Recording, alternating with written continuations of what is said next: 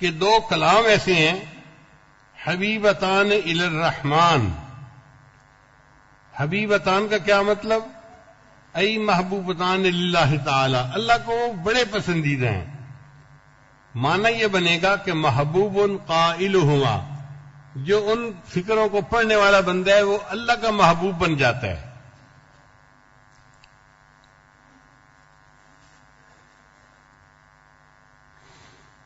الی الرحمن، رحمان کو بہت پسند ہے.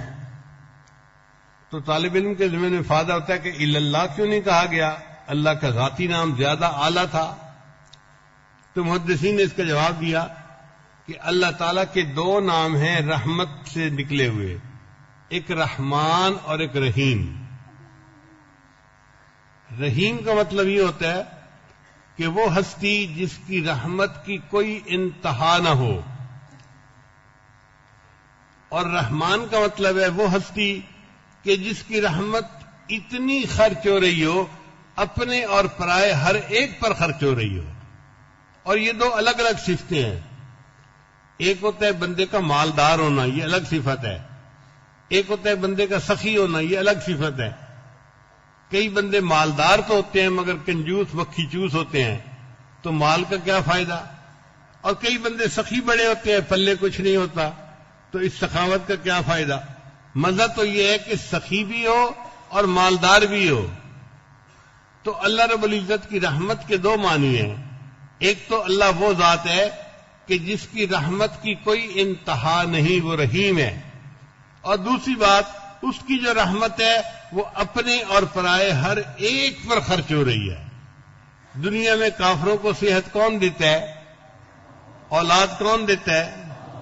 دنیا میں عزتیں کون دیتا ہے؟ تو اللہ وہ ذات ہے جو وفاداروں کو بھی دیتا ہے اجر، اور دنیا میں غداروں کو بھی دے دیتا ہے. مسلمانوں کو بھی نعمتیں دیتا ہے تو کافروں کو بھی نعمتیں دیتا ہے. اپنے اور پرائے ہر ایک کو جو عطا کرے وہ رحمان ہوتا ہے. چنانچہ اللہ تعالیٰ کی صفت کا جو اسم تھا نا رحمان، اس کو یہاں استعمال کیا گیا. بعض محدثین نے کہا کہ نہیں، رحمان اس کو کہتے ہیں کہ جو تھوڑی محنت پر زیادہ اجرت دینے والا ہو. ہم نے دیکھا ہے، ہم اگر گھر میں کسی الیکٹریشین کو لائیں نا ٹھیک کرنے کے لیے بجلی، تو ہم پہلے طے کرتے ہیں بھئی ہم آپ کو 500 روپیہ دیں گے، آپ آ کے بجلی کی تار ٹھیک کر دیں. جو امیر لوگ ہوتے ہیں نا وہ طے نہیں کرتے، وہ کہتے ہیں الیکٹریشین کو بھئی آ کے بجلی ٹھیک کر دو، ہم تمہیں خوش کر دیں گے. چنانچہ چھوٹے سے کام پہ وہ 1000 روپیہ اس کو دے دیں گے، 2000 دے دیں گے. کام تھوڑا تھا، اجرت زیادہ بن گئی. تو رحمان جو نام ہے اس کا معنی یہ ہوتا ہے کہ وہ ہستی جو تھوڑے عمل پر زیادہ اجرت دینے والی ہو.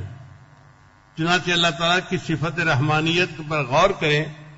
حدیث مبارکہ میں آتا ہے کہ جس بندے نے درود شریف پڑھا جز اللہ عنا محمد ما هو اہلہ، تو 70 فرشتے 1000 دن تک اس کا اجر لکھتے رہتے ہیں.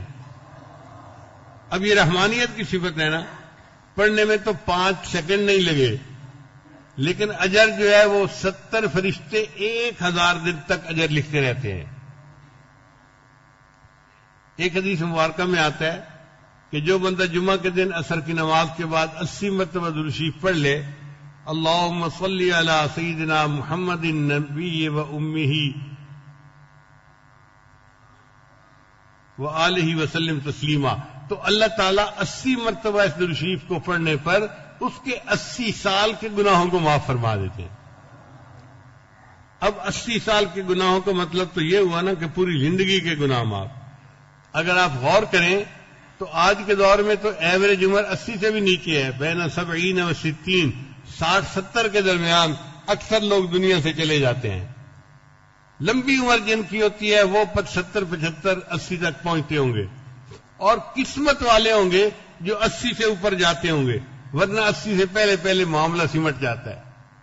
تو 80 سال کے گناہ معاف ہونے کا مطلب یہ کہ 80 مرتبہ درود شریف پڑھنے پر اللہ پوری زندگی کے گناہوں کو معاف فرما دیتے. تو یہ صفت رحمانیت ہے اللہ کی کہ تھوڑی محنت پر اتنا اجر عطا فرمایا. اس لیے یہاں پر رحمان کا لفظ استعمال کیا گیا. کلمتان حبیبتان الی الرحمن. پھر اس کے بعد فرمایا خفیفتان علی اللسان، وہ زبان پر بڑے ہلکے ہیں، یعنی ان کا ادا کرنا زبان سے بہت آسان ہے. اس کا مطلب ہے کہ سہلتان علیہ لین حروفہما و سہولت مخارجہما، ان میں حروف لین زیادہ ہیں اور ان کے مخارج بہت آسان ہیں، اس لیے زبان سے ان کا ادا کرنا بہت آسان ہوتا ہے.